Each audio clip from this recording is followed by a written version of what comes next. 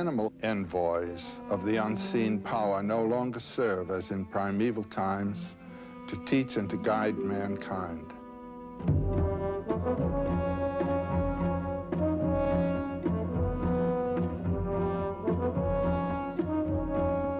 Bears, lions, elephants, and gazelles are in cages in our zoos.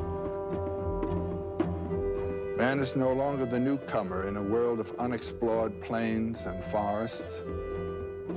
And our immediate neighbors are not wild beasts, but other human beings contending for goods and space on a planet that is whirling without end around the fireball of a star. Neither in body nor in mind do we inhabit the world of those hunting races of the Paleolithic millennia, to whose lives and life ways we nevertheless owe the very forms of our bodies and structures of our minds. Memories of their animal envoys still must sleep somehow within us, for they wake a little and stir when we venture into wilderness. They wake in terror to thunder. And again they wake with a sense of recognition when we enter any one of those great painted caves.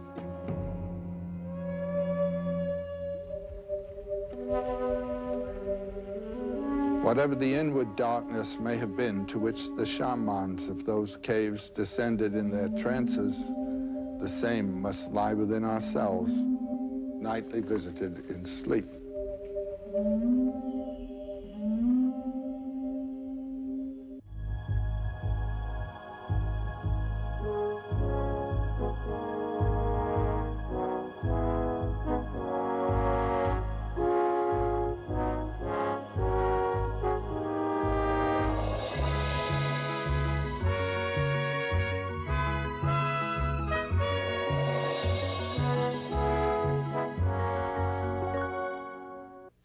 When we look at the magnificent cave paintings left by our primal ancestors, we realize how the hunters of those early tribes were influenced by their natural surroundings and by their feelings toward the animals they depended on for food, religious feelings. They told stories to themselves about the animals and about the supernatural world to which the animals seemed to go when they died. And the hunters performed rituals of atonement to the departed spirits of the animals, hoping to coax them back to be sacrificed again. Joseph Campbell devoted his life to the study of these myths and rituals. For him, mythic stories were not simply entertaining tales to be told for amusement around ancient campfires. They were powerful guides to the life of the spirit. Campbell's odyssey as scholar and teacher led him from the exhibits at the American Museum of Natural History, which impressed him as a boy, to cultures all over the world.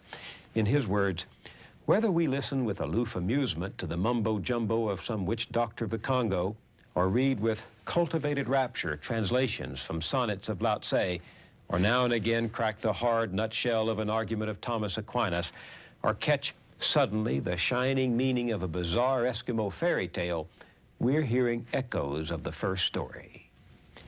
In this hour, one of the many I taped with Joseph Campbell during the last 2 years of his life, we talked about our relationship to the first stories and to the people who told them. Like them, we too perform rituals to enact what we believe about the world beyond this one.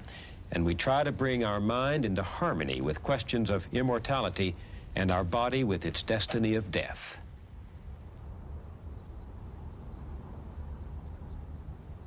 What do you think our souls owe to ancient myths? Well, the ancient myths were designed to put the mind, the mental system, into accord with this body system, with this inheritance of the body, to harmonize. The mind can ramble off in strange ways and want things that the body does not want. And the myths and rites were a means to put the mind in accord with the body and the way of life in accord with the way that nature dictates. So in a way, these old stories live in us. They do indeed. And the stages of a human development are the same today as they were in the ancient times. And the problem of a child brought up in a world of discipline, of obedience, and of his dependency on others has to be transcended when one comes to maturity, so that you are living now not in dependency, but with self-responsible authority.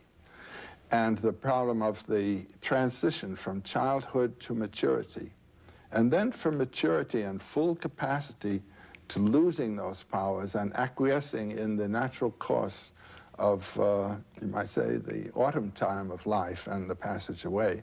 Myths are there to help us go with it, accept nature's way and not hold to something else. The stories are sort of, to me, like messages in a bottle from shores someone else has visited first. Yes, and you're visiting those shores now. And these myths tell me how others have made the passage and how I can make the passage. And also what the beauties are of the way. I feel this now, moving into my own last years, you know. The myths help me to go with it. What kind of myth? Give me one that has actually helped you. Well, the tradition in India, for instance, of actually changing your whole way of dress, even changing your name as you pass from one stage to another. When I retired from teaching, I knew that I had to create a new life, a new way of life, and I changed my manner of thinking about my life, just in terms of that notion of moving out of the sphere of achievement into the sphere of enjoyment and appreciation, and relaxing into the wonder of it all. And then there is that final passage through the dark gate. Well, that's no problem at all. The problem in middle life, when the body has reached its climax of power and begins to lose it, is to identify yourself, not with the body which is falling away, but with the consciousness of which it is a vehicle. And when you can do that, and this is something I learned from my myths, what am I? Am I the bulb that carries the light, or am I the light of which the bulb is a vehicle? And this body is a vehicle of consciousness. And if you can identify with the consciousness, you can watch this thing go, like an old car. There goes the fender, there goes this. But that's expectable, you know? And then gradually, the whole thing drops off, and consciousness rejoins consciousness. I mean, it's no longer in this particular environment. And the myths, the stories have brought this consciousness. Well, I live with these myths, and they tell me to do this all the time. And this is the problem, which can be then metaphorically understood as identifying with the Christ in you. And the Christ in you doesn't die. The Christ in you survives death and resurrects. Or it can be with Shiva. Shiva Hung, I am Shiva. And this is the great meditation of the yogis in the Himalayas. And one doesn't have even to have a metaphorical image like that if one has a mind that's willing to just relax and identify itself with that which moves it. You say that the image of death is the beginning of mythology. What do you mean? How is that? Well, all I can say to that is that the earliest evidence we have of anything like mythological thinking is associated with grave burials. And they suggest what? That men, women saw life and then they didn't see it and they wondered about it? It must have been. I mean, one has only to, you know, imagine what one's own experience would be. The person was alive and warm before you and talking to you. He's now lying there, getting cold, beginning to rot. Something was there that isn't there, and where is it? Now, animals have this experience, certainly, of their companions dying and so forth. But there's no evidence that they've had any further thoughts about it. Mm-hmm. Also, before the time of Neanderthal man, it's in his period that the first burials appear, of which we have evidence. People were dying, and they were just thrown away. But here there's a concern Have you ever visited any of these burial sites? I've been to Le Moustier. That was one of the earliest burial caves that were found. And you find there what they buried with the dead? Yes. These grave burials with grave gear, that is to say, weapons and sacrifices round about, certainly suggest the idea of the continued life beyond the visible one. First one that was discovered, the person is put down, resting as though asleep, a young boy, with a beautiful hand axe beside him. Now, at the same time, we have evidence of shrines devoted to animals that have been killed. The shrines specifically are in the Alps, in very high caves, and they are of cave bear skulls. And there's one very interesting one with the long bones of the cave bear in the cave bear's jaw. What does that say to you? Burials. My friend has died and he survives. The animals that I've killed must also survive. I must make some kind of atonement relationship to them. The indication is of the notion of a plane of being that's behind the visible plane and which is somehow supportive of the visible one to which we have to relate. I would say that's the basic theme of all mythology. That there is a world? That there is a visible an invisible plane supporting the visible one. Now, whether it is thought of as a world or simply as an energy, that differs from time and place to place. What we don't know supports what we do know. That's right.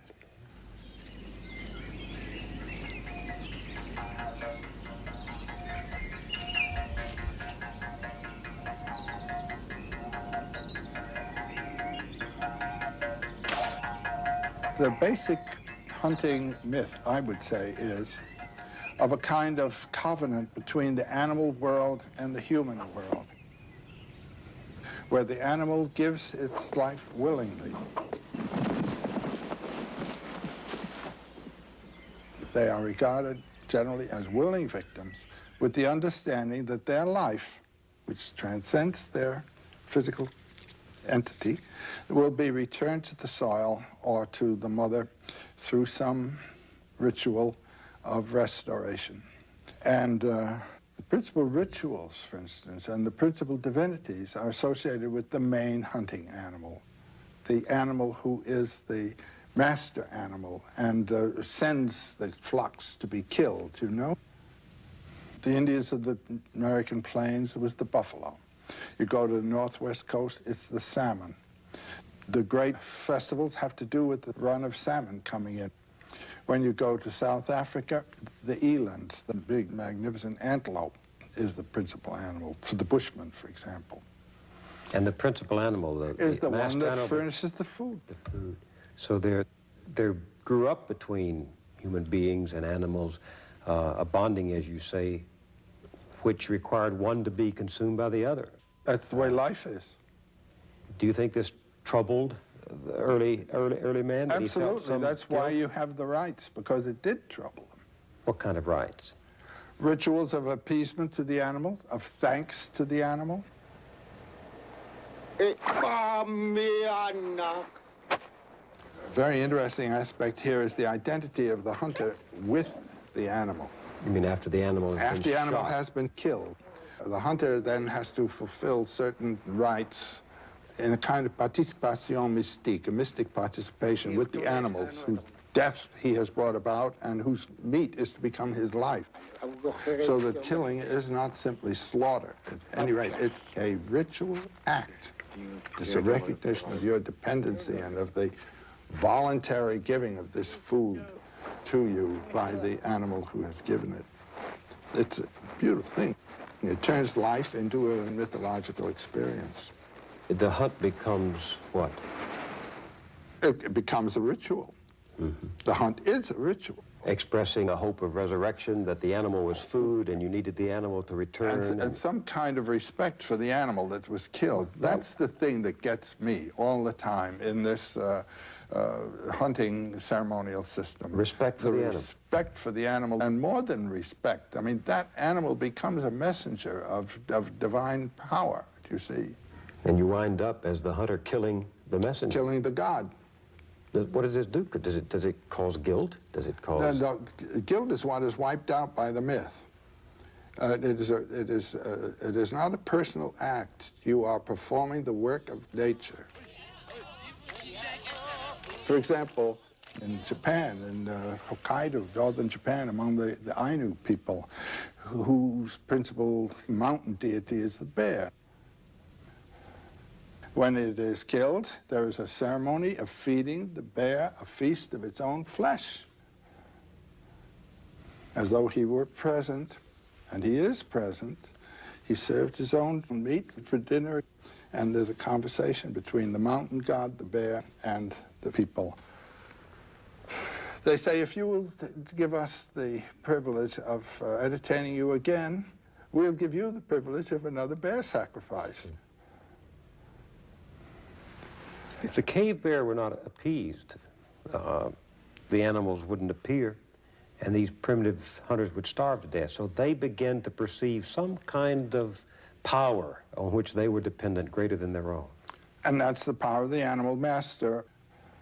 Now, when we sit down to meal, we thank God, you know, our idea of God for having given us this. These people thank the animal. And is this the first evidence we have of an act of worship, yes, of power superior to man? Yeah. And the animal was superior because the animal provided food. Well, now, in contrast to our relationship to animals, where we see animals as a lower form of life, and in the Bible we're told, you know, we're the masters and so forth. Early hunting people don't have that relationship to the animal. The animal is in many ways superior. He has powers that the human being doesn't have. And then certain animals take on a persona, don't they? The buffalo, the raven, the eagle. Very strongly. Well, I was up in the northwest coast back in 1932. It was a wonderful trip. And the Indians along the way were still carving totem poles. The villages had new totem poles still. And there we saw the ravens, and we saw the eagles, and we saw the animals that played roles in the myths. And they had the character, the quality of these animals. There's a very intimate knowledge and friendly, neighborly relationship to these creatures. And then they killed some of them, you see. The animal had something to do with the shaping of the myths of those people, just as the buffalo for the Indians of the plains played an enormous role. They're the ones that bring the tobacco gift, the mystical pipe and all this kind of thing. It comes from a buffalo. And when the animal becomes the giver of a ritual and so forth, they do ask the animal for advice, and the animal becomes the model for how to live. You remember the story of the buffalo's wife? That's a basic legend of the Blackfoot tribe, and is the origin legend of their buffalo dance rituals, by which they invoke the cooperation of the animals in this play of life.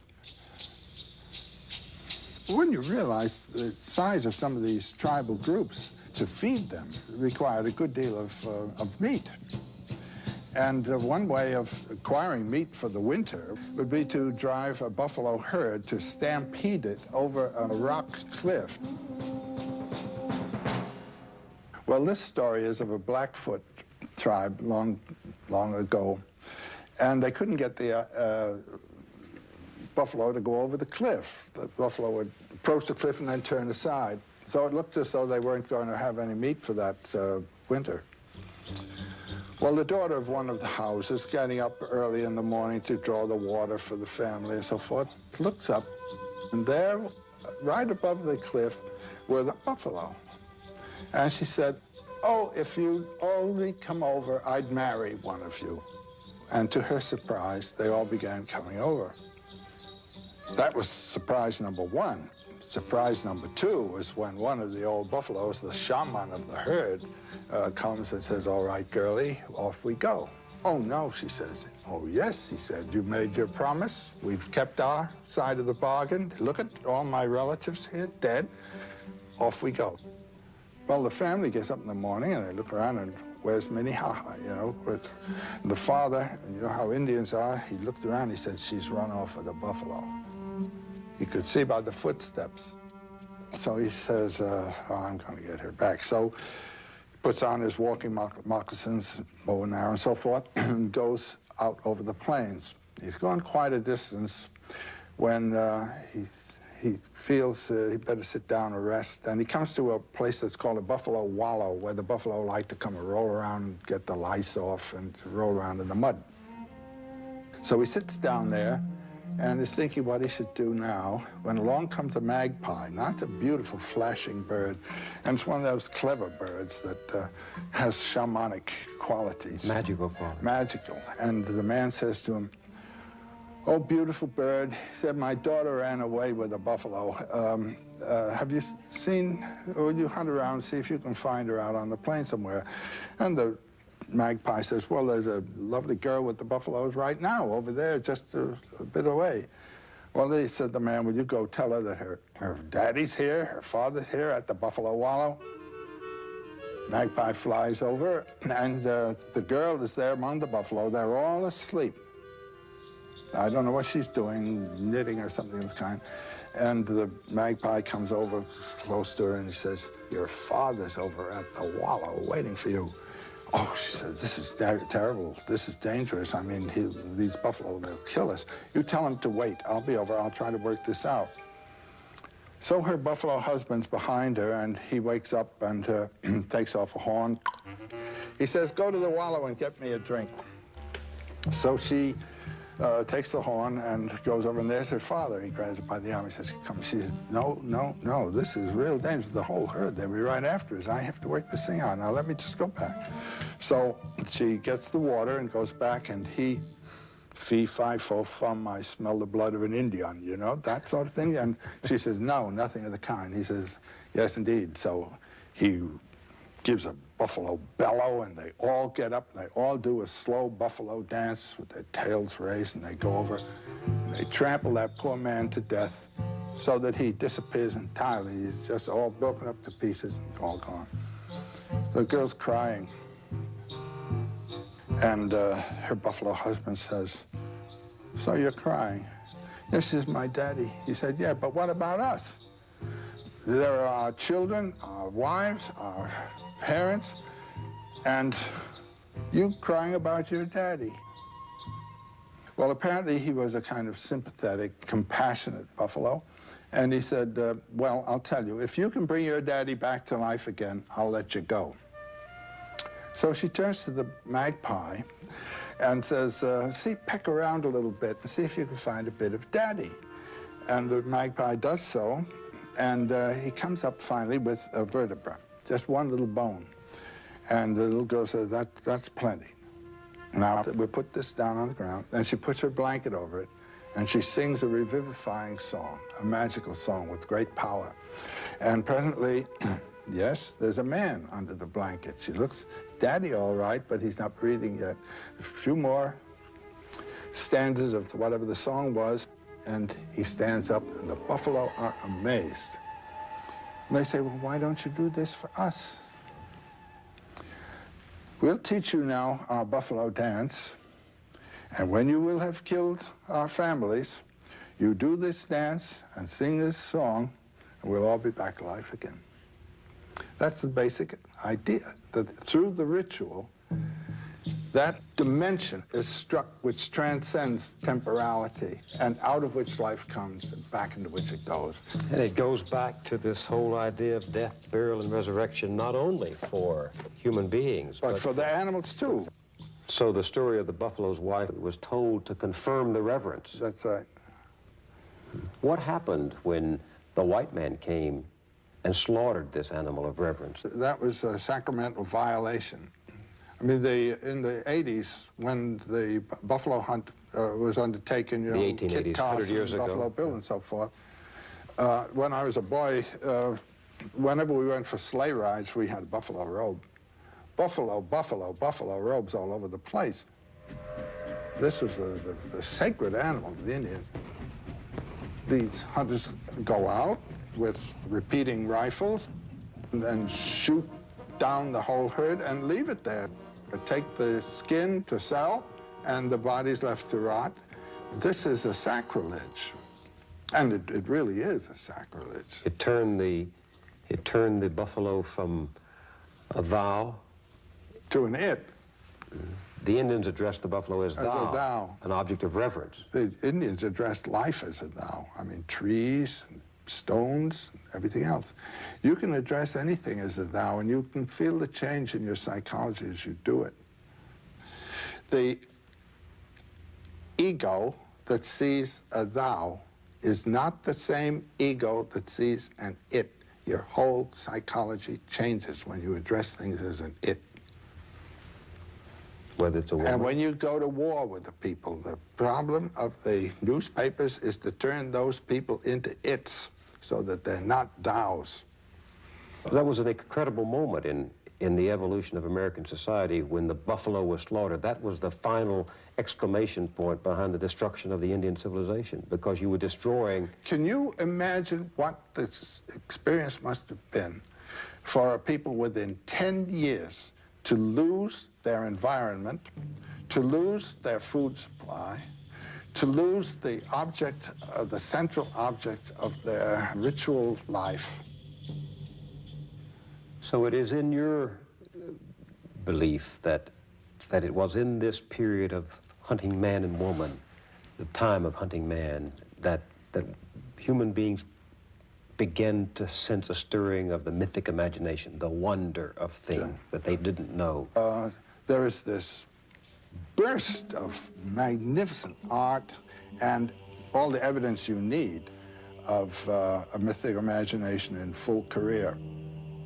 You visited some of the great painted caves in Europe. Tell me what you remember when first you looked upon those underground Well, caves. you didn't want to leave. Here you come into an enormous chamber, like a great cathedral with these animals painted.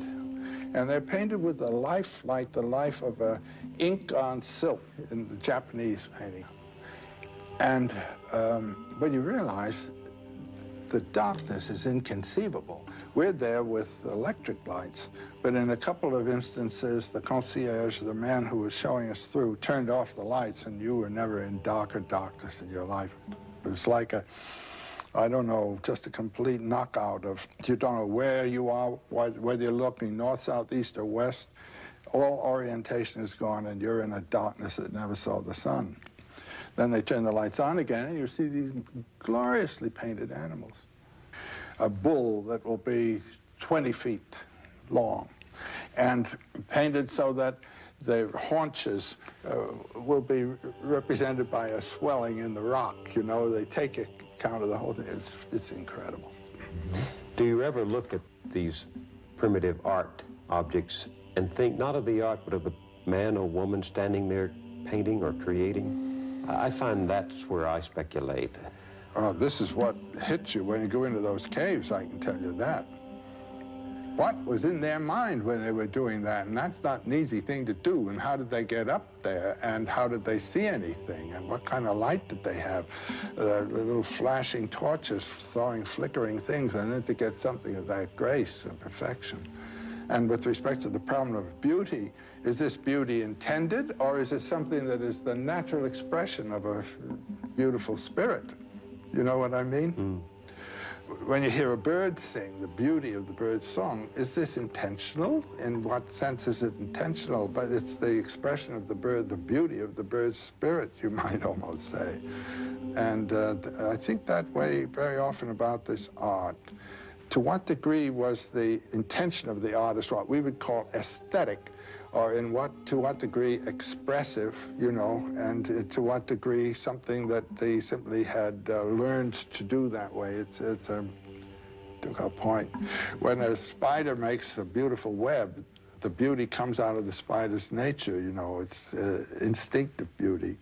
And how much of the beauty of our own lives is of the beauty of being alive, and how much of it is conscious intentional? That's a big question. You call them temple caves. Yeah. Why temple?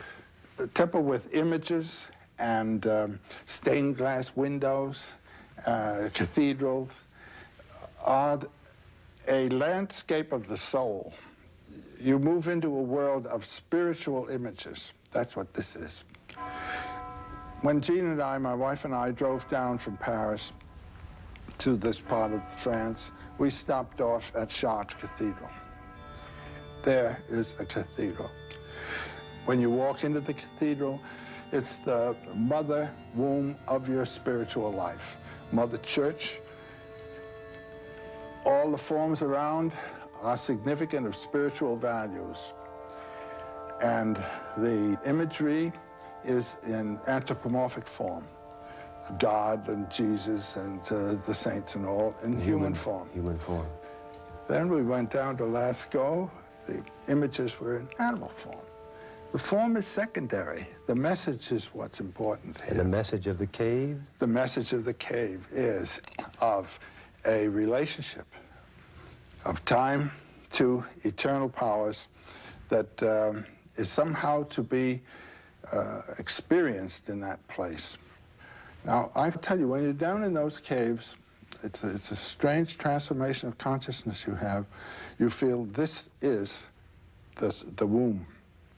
This is the place from which life comes.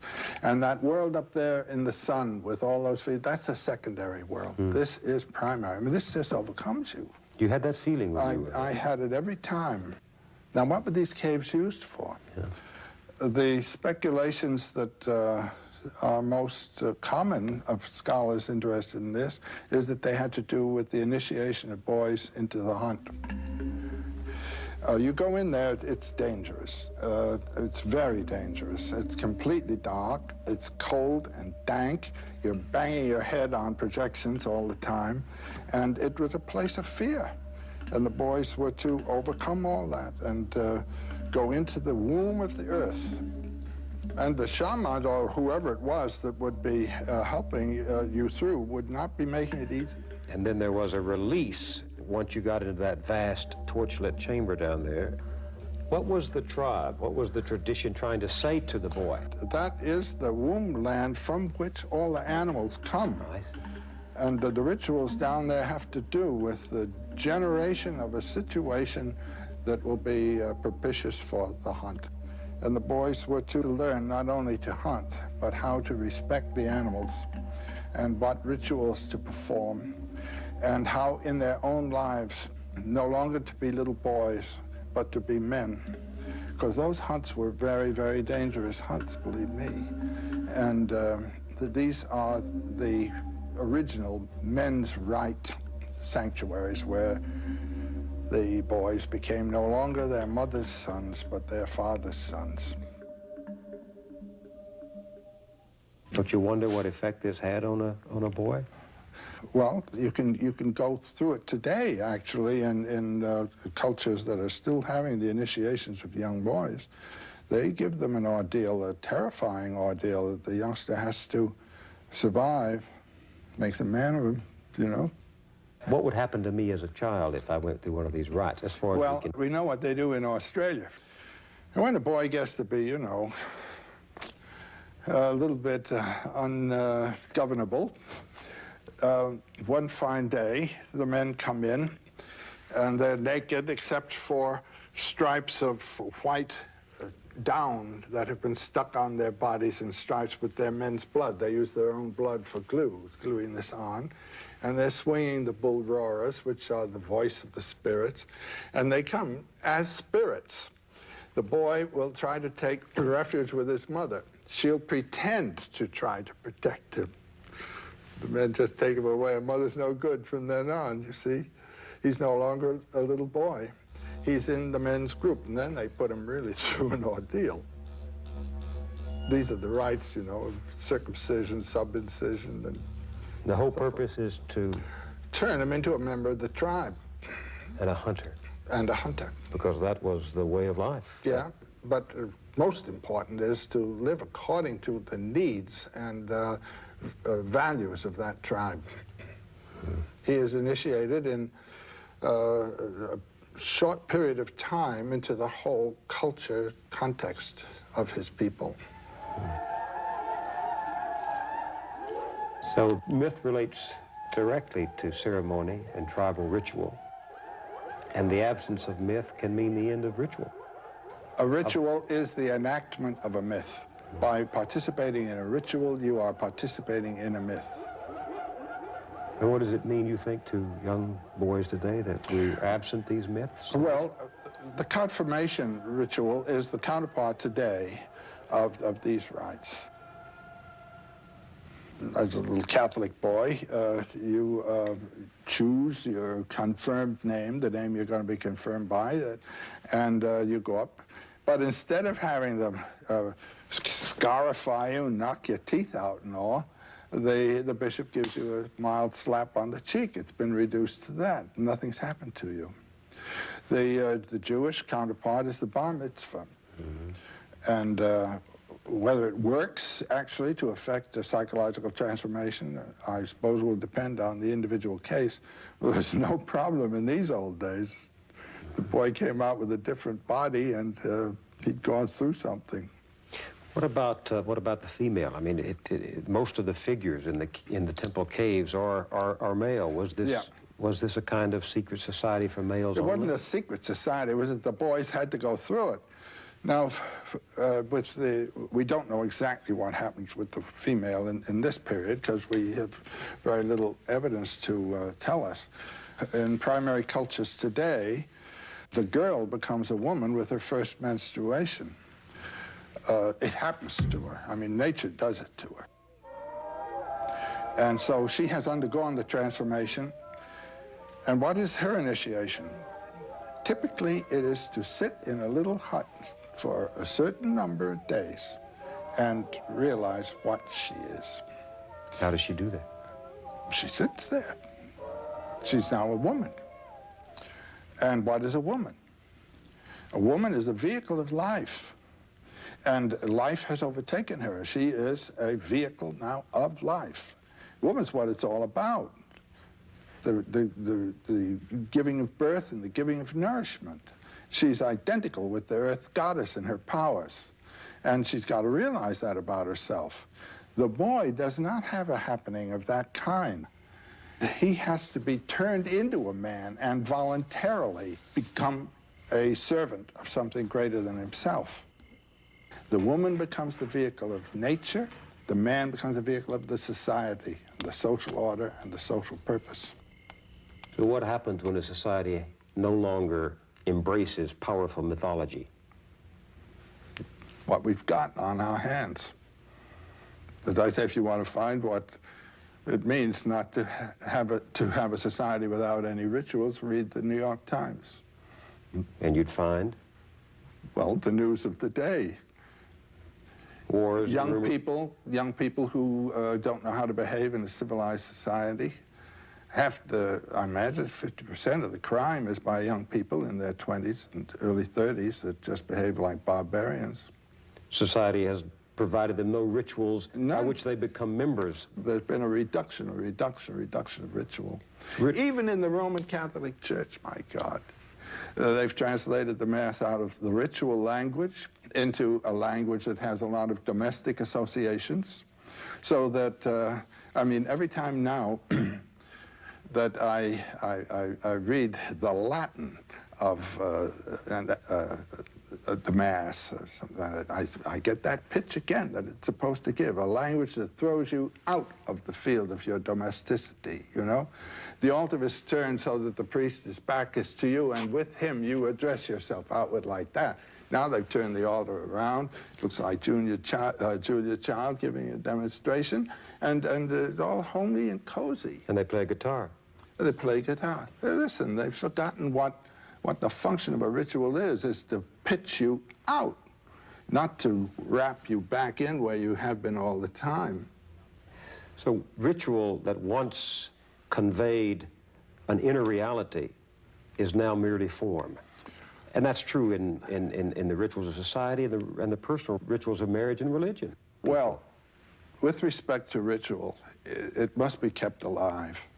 And so much of our ritual is dead. It's extremely interesting to read of the primitive elementary cultures, how the folk tales, the myths, they are transforming all the time in terms of the circumstances of those people. People move from an area where, let's say, the vegetation is the main support, out into the plains. Most of our plains Indians in the period of the horse riding Indians, you know, had originally been of the Mississippian culture along the Mississippi in settled dwelling towns and agriculturally based villages. And then they received the horse from the Spaniards, and it makes it possible then to venture out in the plains and handle the great hunt of the buffalo herds, you see. And the mythology transforms from vegetation to buffalo. And you can see the structure of the earlier vegetation mythologies under the mythologies of the Dakota Indians and the Pawnee Indians and the Kiowa and so forth. You're saying that the environment shapes the story? They respond to it, do you see?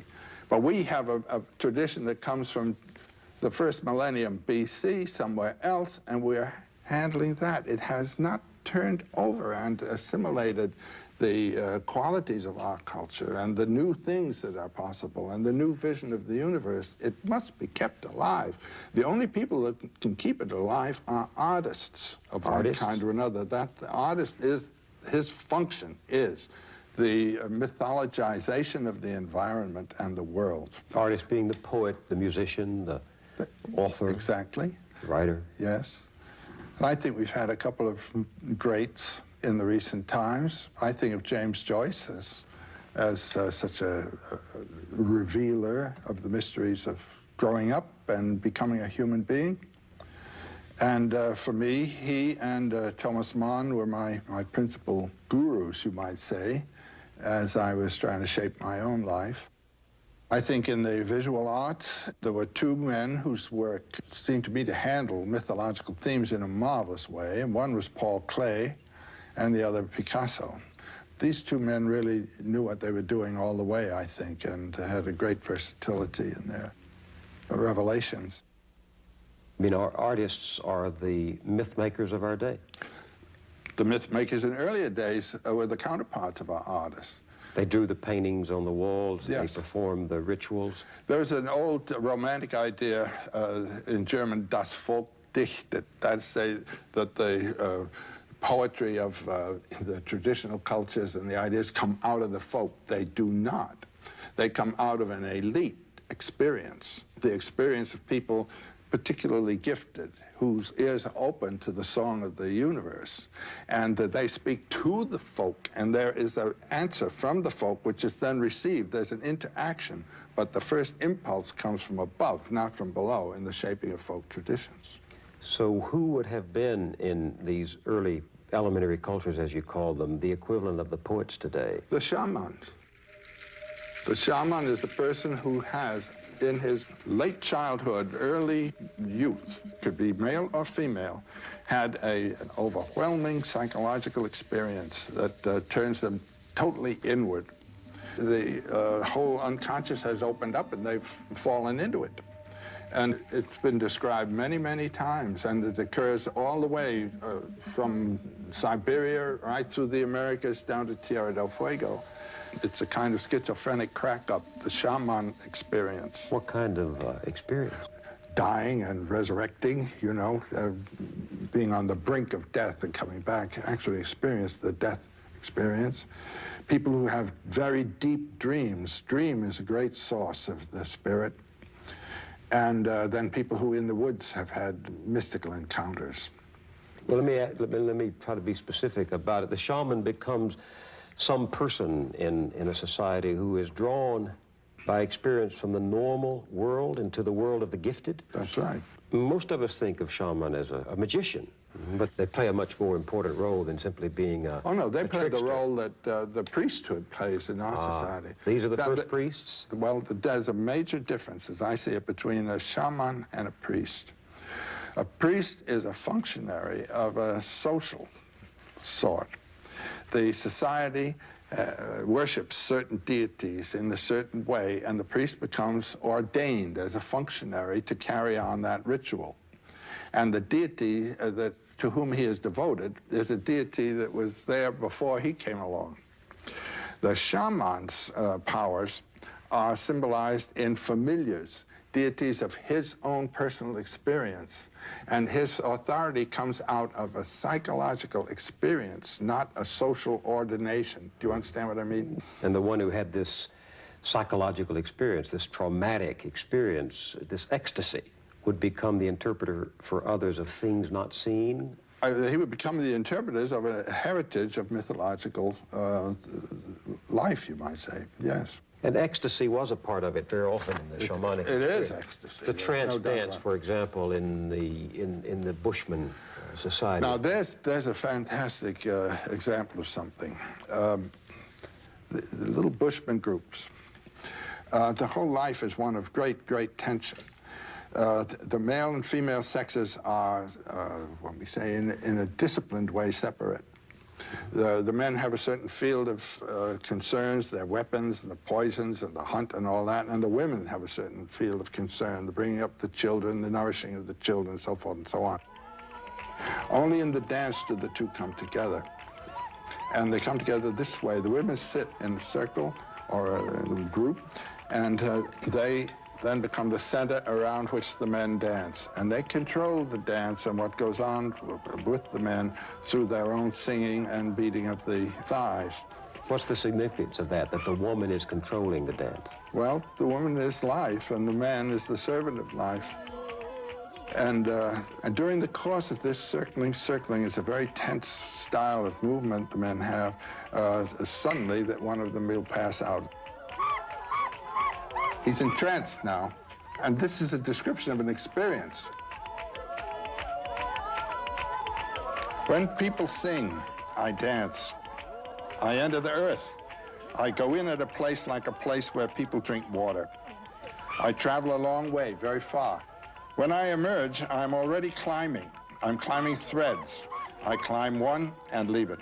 Then I climb another one, then I leave it, and I climb another. When you arrive at God's place, you make yourself small. You come in small to God's place. You do what you have to do there.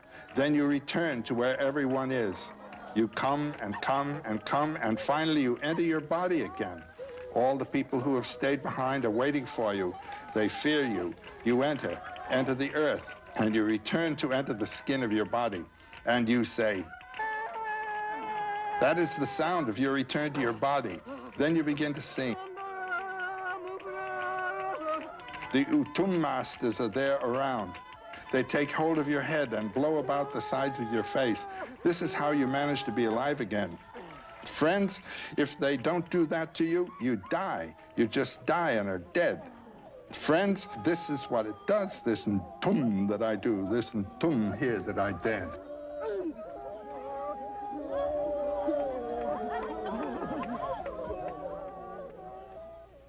This is an actual experience of transit from the earth through the realm of mythological images to God, or to the seat of power.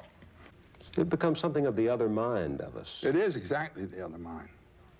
And the way God is imaged, God is transcendent finally of anything like a name of God. As the Hindus say, beyond names and forms. Beyond namarupam, beyond names and forms. No tongue has soiled it. No word has reached it. But Joe, can Westerners grasp this kind of mystical, trans-theological experience? It does transcend theology. It leaves theology behind. I mean, if you're locked to the image of God in a culture where science determines your perceptions of reality, how can you experience this ultimate ground? that the shamans talk about? The best example I know in our literature is that beautiful book by John Neihardt called Black Elk Speaks. Black Elk was? Black Elk was a young Sioux, or Dakota as it's also called, boy around 9 years old before the American cavalry had encountered the Sioux. They were the great people of the plains. And this boy became sick. His psychologically sick, his family. I'm telling the typical shaman story.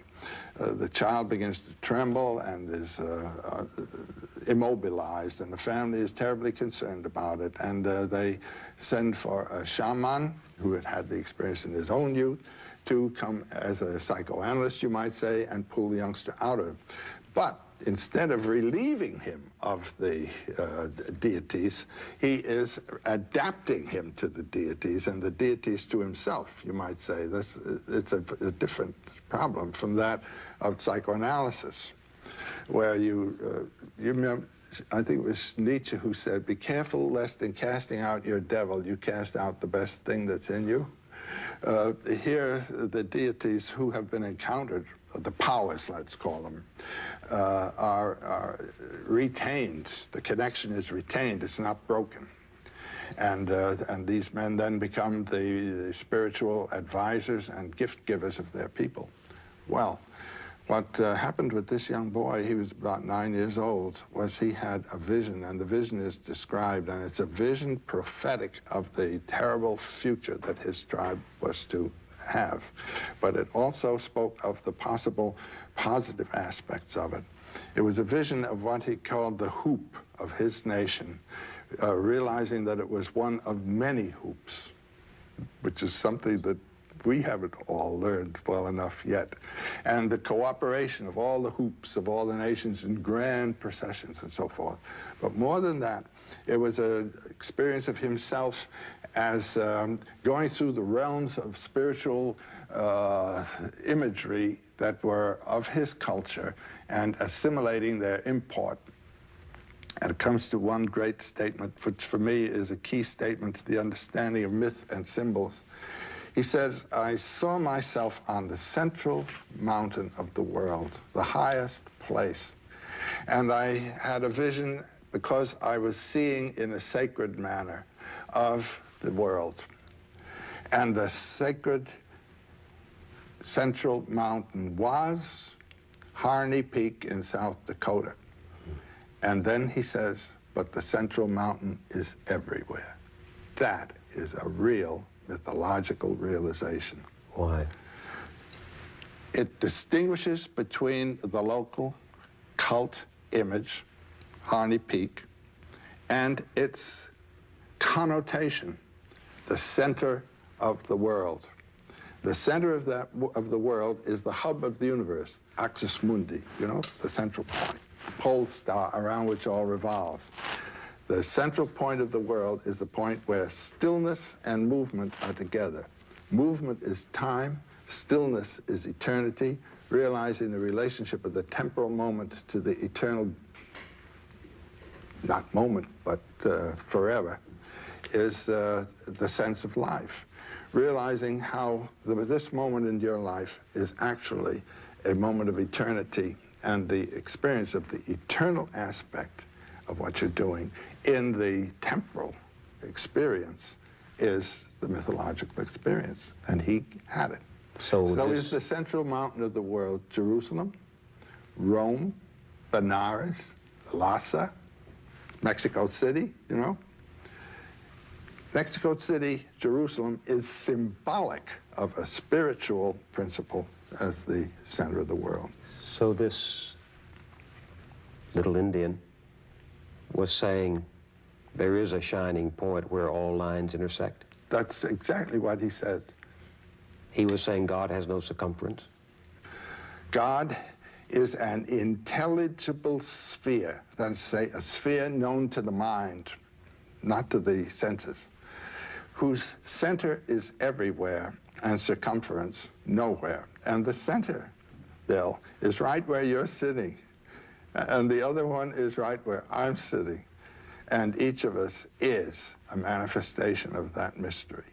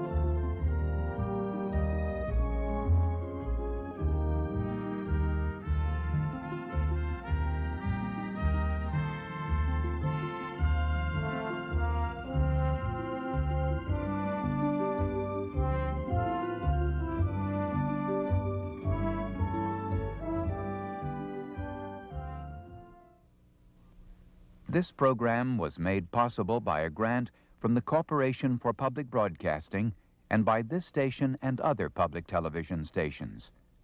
Additional funding was provided by the John D. and Catherine T. MacArthur Foundation.